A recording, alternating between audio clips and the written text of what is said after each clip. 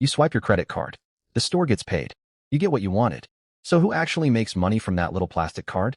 The answer is much bigger than interest. The first thing to understand is that a credit card isn't just a piece of plastic. Behind every swipe is a network connecting you, the store, your bank, and the payment system. And every time that transaction moves through the system, someone can earn a small fee. That tiny fee is where a massive business begins. But transaction fees aren't the only way credit card companies make money.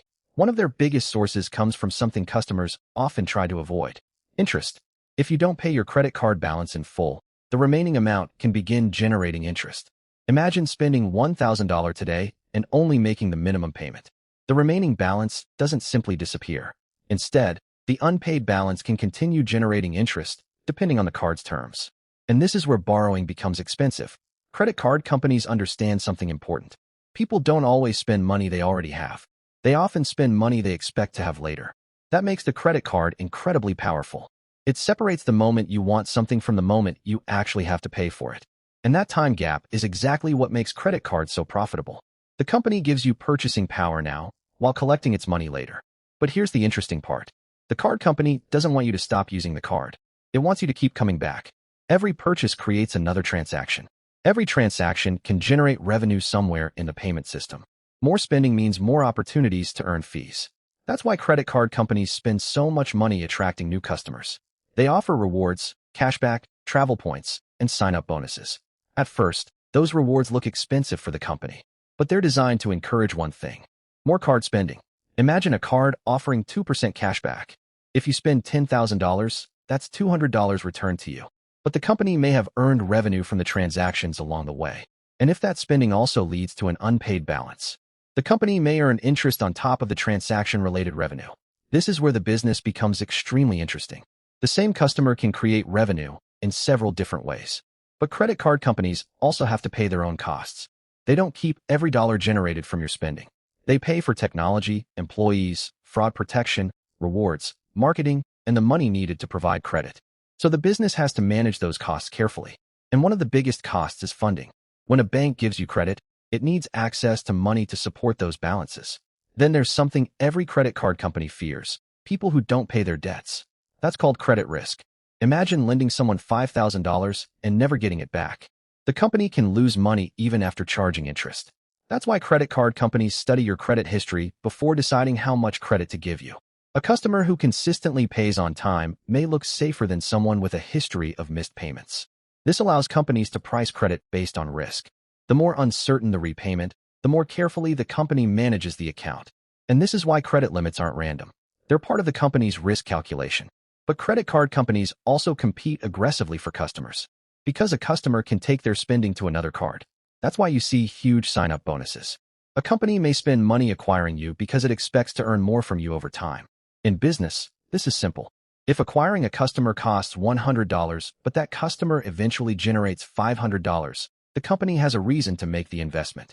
But there's another reason credit card companies want you to stay. Once you become a regular customer, your spending can become predictable. Maybe you use the card for groceries, then fuel, then online shopping, then your monthly subscriptions. The individual purchases may seem insignificant, but thousands of purchases over an entire year can create a valuable customer relationship. And companies don't just look at what you spend. They study how you use the card. That information can help them decide which rewards to offer, which customers to target, and how to manage credit risk. But there's a limit. Credit card companies can't simply approve everyone for unlimited spending. If customers borrow too much and stop paying, losses can grow quickly. That's why risk management is critical. This creates a strange balance. The company wants you to spend more, but it also wants you to remain capable of paying. That's why responsible customers can actually be valuable. They generate transaction activity without creating huge, unpaid debts. And this is where credit card rewards become interesting. You might think the company is simply giving you free money, but the economics are more complicated. Part of the money behind rewards can come from fees paid within the payment system when you make purchases. So when millions of customers spend money with their cards, those tiny fees can become a very large revenue stream. And then there are annual fees. Some premium cards charge customers simply for keeping the account open. Those cards often promise airport lounges, travel rewards, insurance, concierge services, and other benefits. The company is betting that the value customers perceive will be greater than the cost of providing those benefits. There can also be fees connected to certain transactions, depending on the card and the situation. But the biggest lesson is this. Credit card companies don't depend on one single source of income. They build an entire ecosystem around your spending, borrowing, repayment, and loyalty.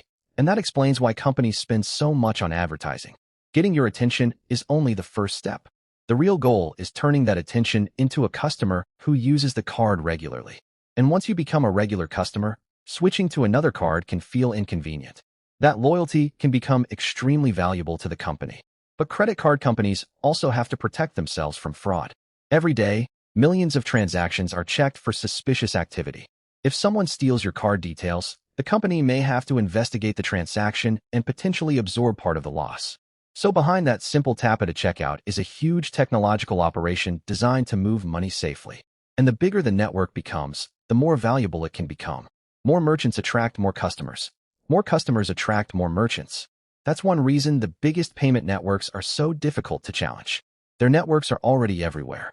So when you swipe your card, you're not just borrowing money. You're participating in a massive financial ecosystem. The company can potentially earn from the transaction, the relationship, the fees, and sometimes the interest on your balance. And that's why the most important thing isn't the card itself. It's the behavior the card encourages. So how do credit card companies make billions from your spending? They turn millions of small transactions into a giant financial machine. They earn through fees, interest, partnerships, and customer relationships. And the more often the system is used, the more valuable it becomes. The card may fit in your wallet, but behind it is an enormous business built around one thing: your spending.